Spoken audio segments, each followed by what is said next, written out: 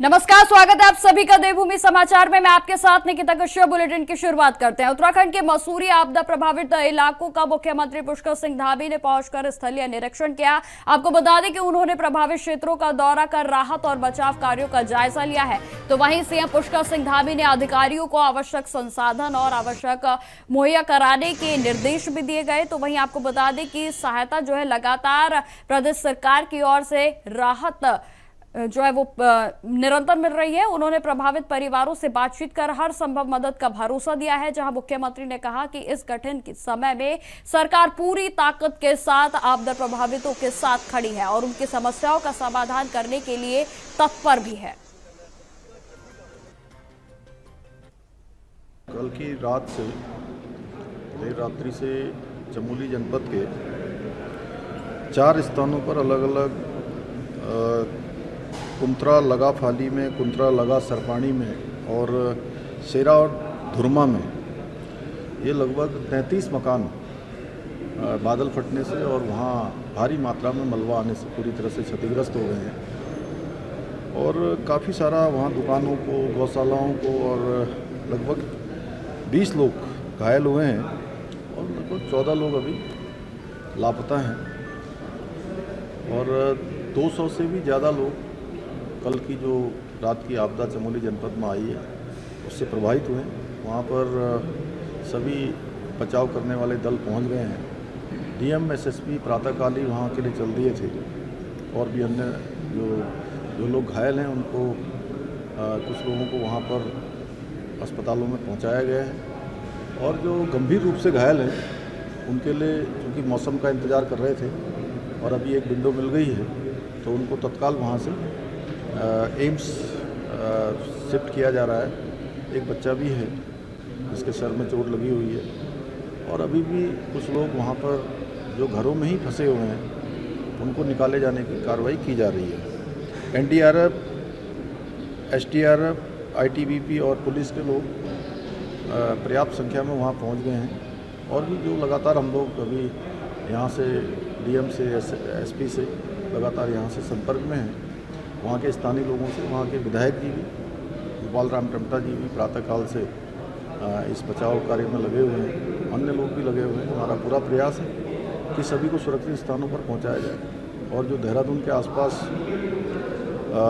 आपदा आई थी जिसके कारण से सड़क मार्ग, बिजली, पानी, तमाम प्रकार के जो मार्ग जो है अवरुद्ध हुए थे उन सभी को रिस्टोर किया जा रहा है। काफ़ी सारा रिस्टोर अभी तक हो चुका है। जो लोग शिविरों में हैं उनको भी हर प्रकार से देखभाल की जा रही है। हमारा प्रयास है कि जल्दी से जल्दी हम जो है इन स्थितियों को सामान्य करें। सर, सितंबर लगभग आधा निकल चुका, अभी भी सितंबर को लेकर अनुमान है कि बारिश और जगहों पर होगी, तो जिलों को आपने सभी डीएम्स को अलर्ट करने रहने को कहा गया? सभी पूरे सितंबर माह में पूरे समय अभी तक जब तक हमारा मानसून पूरी तरह से थम नहीं जाता है तब तक सभी जिलों को, सभी आपदा प्रबंधन के लोगों को और एनडीआरएफ, एसडीआरएफ जितने भी एजेंसियां हमारी काम करती हैं सभी को अलर्ट मोड में रखा गया है। मौसम विभाग से भी लगातार हम लोग संपर्क कर रहे हैं और मौसम विभाग की जिस प्रकार का अनुमान है उसके अनुसार सभी को अलर्ट मोडों में रहने के लिए और नदी, नाले, ऐसे स्थानों पर जो उसके किनारे रहने वाले लोग हैं उन सभी को सुरक्षित स्थानों पर पहले से ही जो है ले जाने के लिए कहा जा चुका है। क्योंकि सर यात्रा अभी क्योंकि माना जाता है 15 सितंबर का मौसम ठीक होगा, यात्रा अपने रिदम पे आएगी, तो आपकी यात्रियों से अपील बताओ मुख्यमंत्री। देखिए, यात्रा अभी हमारी बद्रीनाथ जी की, केदारनाथ जी की, गंगोत्री की और यमुनोत्री की सभी जगह अभी सुचारू रूप से यात्रा चल रही है। लेकिन फिर भी हमारा यात्रियों से कहना है कि अभी जो 4-5 दिन मौसम विभाग के द्वारा और मानसून का जो समय है उसमें मौसम की जो भविष्यवाणी होती है या अनुमान जो किया जाता है उसके अनुरूप ही अपनी यात्रा को नियोजन करें जिससे कि उनको किसी प्रकार की परेशानी न हो। वैसे हमारा संपूर्ण प्रयास है कि ये दूसरे चरण की यात्रा भी पहले चरण की जिस प्रकार से यात्रा हुई, अच्छे प्रकार से लोग श्रद्धालु आए, तीर्थयात्री आए, अपने दर्शन किए और सुरक्षित और आसानी से वापस गए।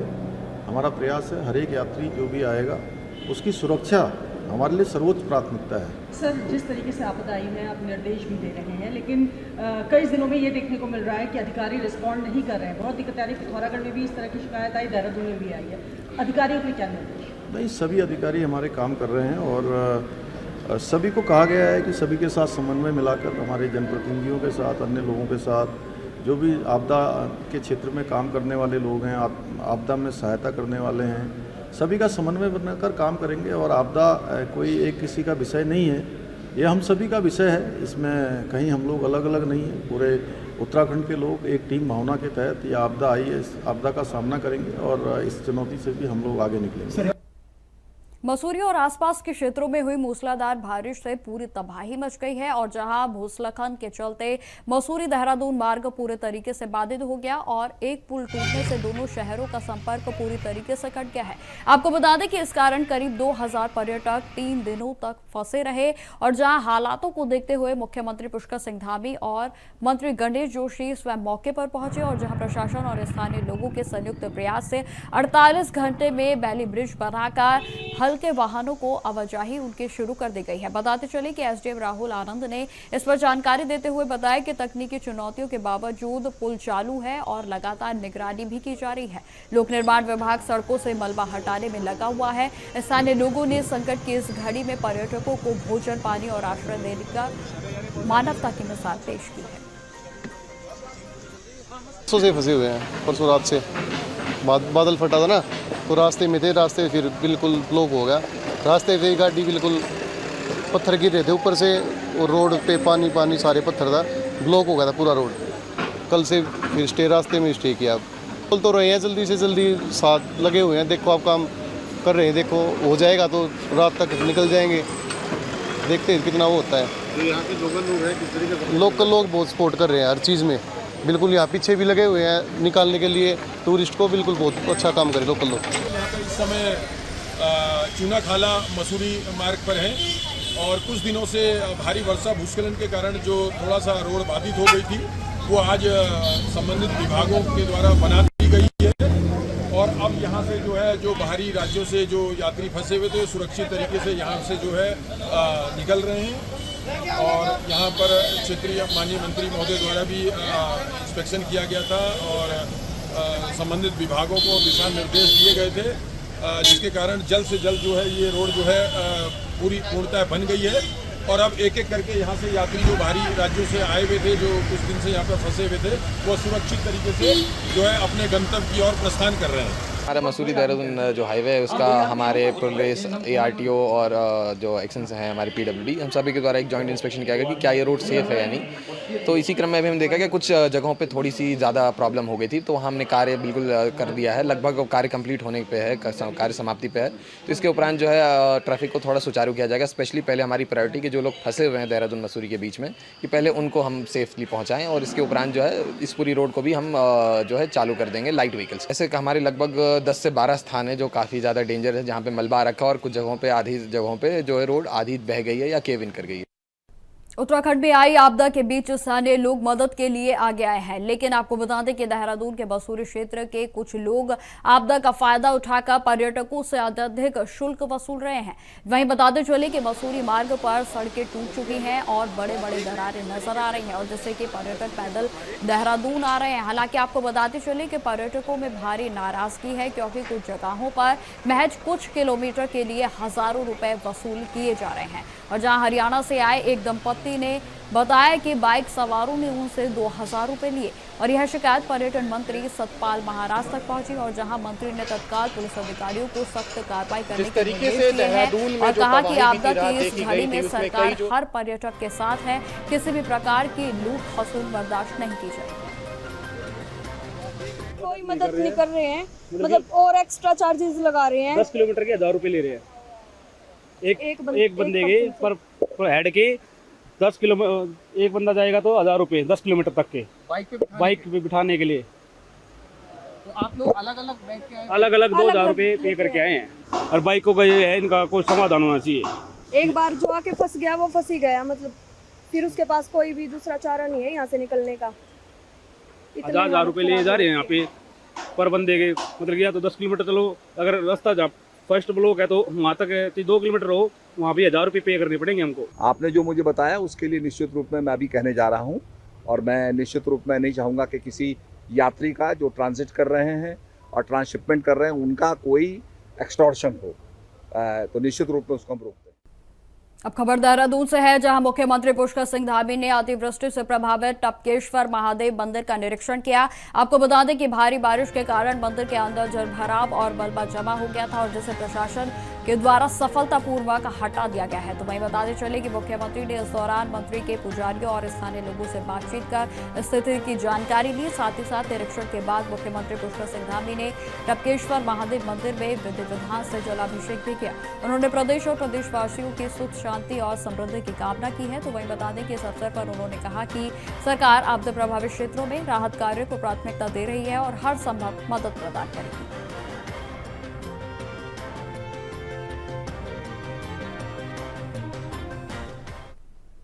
खबर देहरादून से ही है, जहां कांग्रेस के एक प्रतिनिधिमंडल ने पूर्व मुख्यमंत्री हरीश रावत की अगुवाई में राज्यपाल से मुलाकात कर मसूरी स्थित प्रसिद्ध पर्यटन स्थल जॉर्ज एवरेस्ट एस्टेट को लेकर ज्ञापन सौंपा है। बताते चले कि कांग्रेस ने आरोप लगाया है कि एस्टेट को मात्र 1 करोड़ रुपए के प्रतिवर्ष की दर से 15 साल की लीज पर देने का एक बड़ा महाघोटाला हुआ है और जिसमें कि प्रतिनिधिमंडल ने लीज के आदेश को तुरंत रद्द करने की मांग की और मामले की उच्च स्तरीय जांच के लिए सिटिंग जज की निगरानी में सीबीआई से मांग की है जांच करवाने की। तो वहीं आपको बता दें कि कांग्रेस नेताओं ने कहा कि सार्वजनिक संपत्ति के व्यवसायीकरण और अपारदर्शी तरीके से निजीकरण का मामला है और जिससे कि प्रदेश को भारी आर्थिक नुकसान होगा। उन्होंने दावा किया है कि यह प्रक्रिया बिना उचित, पारदर्शी और जनहित के ध्यान में रखते हुए पूरी की गई है। जहां कांग्रेस ने राज्यपाल से इस मामले में हस्तक्षेप कर कार्रवाई सुनिश्चित करने की मांग की।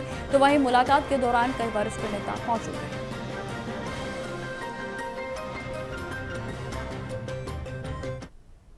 खबरों में आगे बढ़ते हैं। हरिद्वार देहरादून रेलवे ट्रैक पर हाल ही में 3 बार भारी बोल्डर और मलबा गिरने से ट्रैक बाधित हुआ है। आपको बता दें कि लैंडस्लाइड के कारण कोई हताहत नहीं हुआ, लेकिन यदि उस वक्त कोई ट्रेन गुजर रही होती तो बड़ा हादसा हो सकता था। बताते चले कि इस खतरे को देखते हुए देहरादून में भूवैज्ञानिकों की टीम मनसा देवी पर्वतमाला में ट्रीटमेंट और सर्वे के लिए हरिद्वार पहुंची और जहां पर टीम ने मनसा देवी हिल बाईपास और काली मंदिर रेलवे ट्रैक के पास से पहाड़ी का विस्तार से सर्वे किया है। बताते चले कि सीनियर भूवैज्ञानिक डॉक्टर रुचिका टंडन ने इस पर जानकारी देते हुए कहा कि यह जियोलॉजिकल समस्या है, क्योंकि पहाड़ी की जो मिट्टी है वो कमजोर है और पूरी पहाड़ी के लिए एक विस्तृत समाधान योजना बनाने के लिए क्षेत्र का गहन सर्वे और मिट्टी की लैब की जांच से होगा। अभी हरिद्वार जिला परिषद से है, अभी 1-2 दिन पहले थोड़ा सा एक पैच जो था लैंडस्लाइड हुई है वहाँ पर, तो उसके निरीक्षण के लिए हमें बुलाया। तो हम होल एरिया ही हम देख रहे हैं कि कहाँ पर क्या क्या प्रॉब्लम है। तो यहाँ जो मेजर प्रॉब्लम है वो प्योर जियोलॉजिकल प्रॉब्लम है। यहाँ की जो रॉक है वो वीक है। यहाँ पर सैंडस्टोन, मडस्टोन है। मडस्टोन बहुत वीक रॉक होती है। तो इसके लिए अभी 2 साल पहले भी कुछ हुई थी लैंडस्लाइड, तो ULMC पहले भी आया था। तो उसके बाद इन्होंने DPR वगैरह प्रिपरेशन के लिए हम लोगों ने कंसल्टेंट मतलब टेंडर वगैरह निकाले हैं। यहाँ पर कंबाइन होगा, मतलब कंबाइनली मिटिगेशन मेजर लेना पड़ेगा। हम एक मिटिगेशन मेजर नहीं ले सकते, क्योंकि क्या है ना, सैंडस्टोन है वो अलग तरह की प्रॉपर्टी दिखाता है, मड स्टोन अलग तरह की, पूरी प्योर जियोलॉजिकल है। यहाँ तक कि हमें बायो इंजीनियरिंग मेजर्स देखने पड़ेंगे, ठीक है। पेड़ पौधे बैम्बूज वगैरह होती है वो भी देखने पड़ेंगे।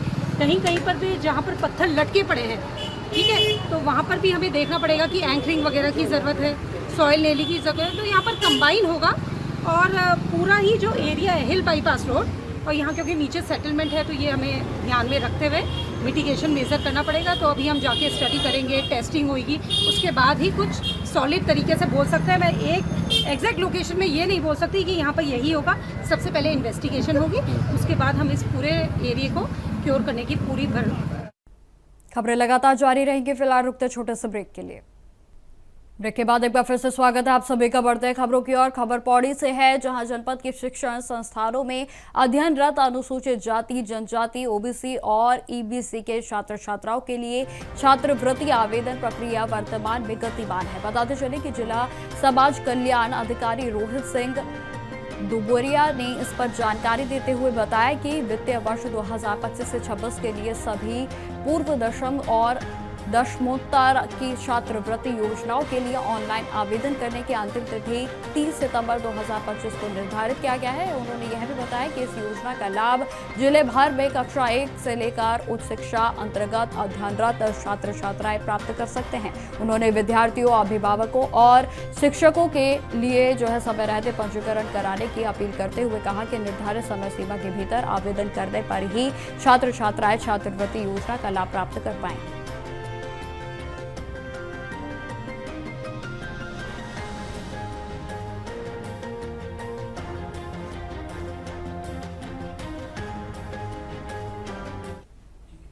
समाज कल्याण की विभाग के अंतर्गत छात्रवृत्ति योजना 2025 के क्रम में मैं पौड़ी जनपद के सभी छात्र छात्राओं, उनके अभिभावकों एवं शिक्षकों से ये अनुरोध करना चाहता हूँ कि समाज कल्याण विभाग द्वारा प्रतिवर्ष नेशनल स्कॉलरशिप पोर्टल के माध्यम से प्री मैट्रिक एवं पोस्ट मैट्रिक छात्र छात्राओं को स्कॉलरशिप प्रदान की जाती है, जिसके क्रम में मेरा जनपद के सभी छात्र छात्राओं से और शिक्षकों और उनके अभिभावकों से भी अनुरोध है कि वो 30 सितंबर 2025 तक हमारा पोर्टल खुला हुआ है। NSP पोर्टल हमारा स्कॉलरशिप के लिए, जिसमें अधिक से अधिक छात्र छात्राएं आवेदन करें ताकि उन्हें समाज कल्याण विभाग द्वारा प्रदान की जाने वाली स्कॉलरशिप योजना का लाभ प्रदान किया जा सके। अब खबर रुड़की से है, जहां सिविल लाइंस कोतवाली परिसर में आज कोतवाली के सौजन्य से निःशुल्क नेत्र जांच शिविर और रक्तदान कैंप का आयोजन किया गया। आपको बता दें कि इस सामाजिक पहल में बड़ी संख्या में लोगों ने भाग लिया और जहां सैकड़ों लाभार्थियों ने आई जांच शिविर में अपनी आंखों की निःशुल्क जांच करवाई, तो वहीं 50 से अधिक पुलिसकर्मियों, पत्रकारों और स्थानीय नागरिकों ने रक्तदान कर मानव सेवा में योगदान दिया। बताते चले कि कैंप में मौजूद डॉक्टर अनूप गुप्ता ने जानकारी दी कि दोपहर 2 बजे तक 50 से अधिक लोगों ने रक्तदान किया और नेत्र जांच के लिए बड़ी संख्या में लोग पहुंच रहे हैं। तो वहीं इस आयोजन का उद्देश्य जनसेवा, स्वास्थ्य जागरूकता और सामाजिक भागीदारी को बढ़ावा देना रहा। साथ ही बताते चले कि कैंप के सफल आयोजन में पुलिस विभाग की सक्रिय भूमिका रही और जहां पर इस कार्यक्रम को सफल बनाने में पूरा सहयोग भी दिया गया।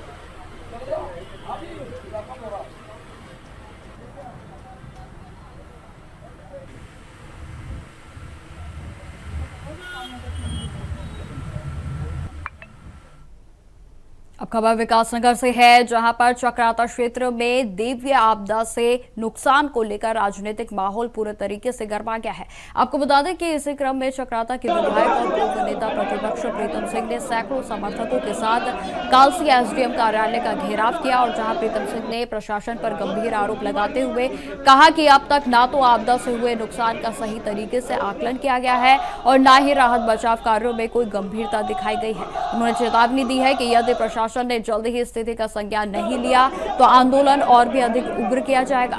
इस प्रदर्शन में जिला पंचायत सदस्य संजय किशोर के साथ साथ तमाम नेतागण मौजूद रहे। बताते चले कि प्रशासनिक सतर्कता के तहत मौके पर भारी पुलिस बल को तैनात किया गया और स्थिति पर पूरे तरीके से नजर बनाए रखी गई।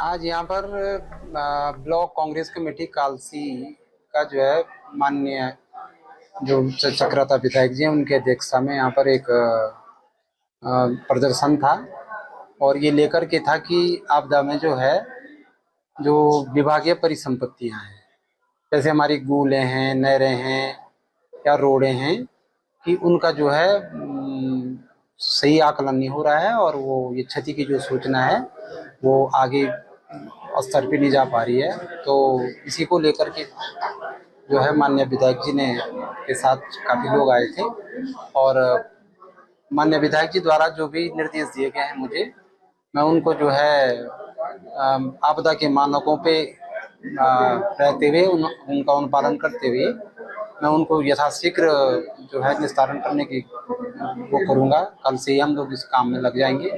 तो ये वाला जो है आज प्रदर्शन का मेन विषय था। देखिए, आज पूरे देश और कई प्रदेशों में देवी आपदा व्यापक रूप से आई है, जिस देवी आपदा की वजह से जन और धन का व्यापक स्तर पर नुकसान हुआ।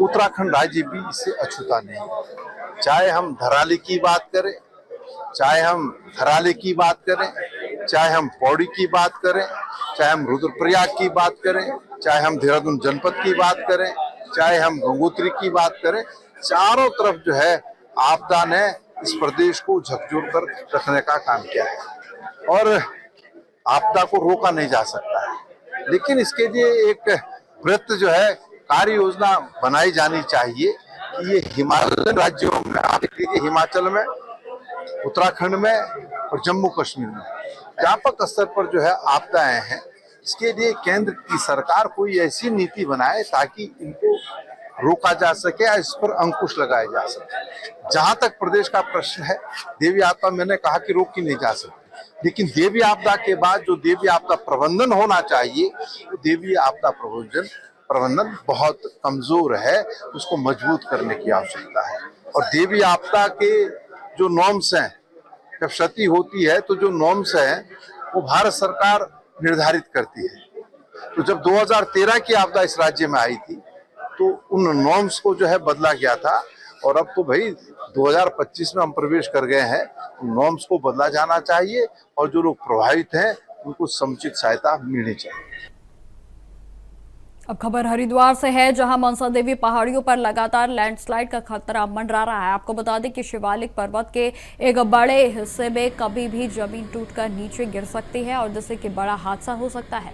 बीते महीने में काली माता मंदिर के पीछे रेलवे ट्रैक पर भी कई बार मलबा जा गिरा है और जिससे कि रेलवे ट्रैक प्रभावित हुआ है। तो वहीं आपको बता दें कि आवाजाही में भी तमाम दिक्कतें आ रही हैं। स्थानीय लोग और पर्यटक इस स्थिति से बेहद ही दहशत में हैं और प्रशासन से जल्द ठोस कदम उठाने की मांग कर रहे हैं। तो वहीं बताते चले कि क्षेत्र में विशेषज्ञों और प्रशासन की टीम लगातार निगरानी रख रही है ताकि किसी भी अप्रिय घटना को रोका जा सके और प्रशासन ने सतर्कता बरतते हुए आसपास के इलाकों में विशेष जांच पड़ताल और आवश्यक सुरक्षा के उपायों को भी लागू किया है।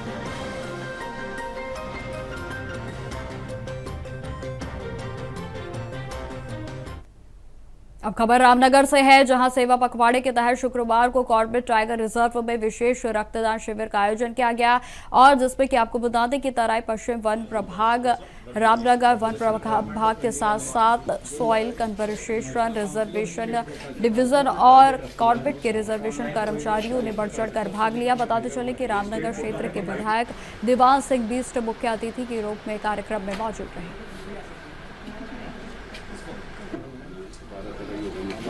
हम सभी लोग जानते हैं कि उत्तराखंड जो है वो एक आपदा प्रभावित राज्य है, जहां पर कई तरह की दुर्घटनाएं होती रहती हैं और ऐसे समय में जो ब्लड है या जो खून की आवश्यकता है वो अचानक ज़रूरत पड़ जाती है।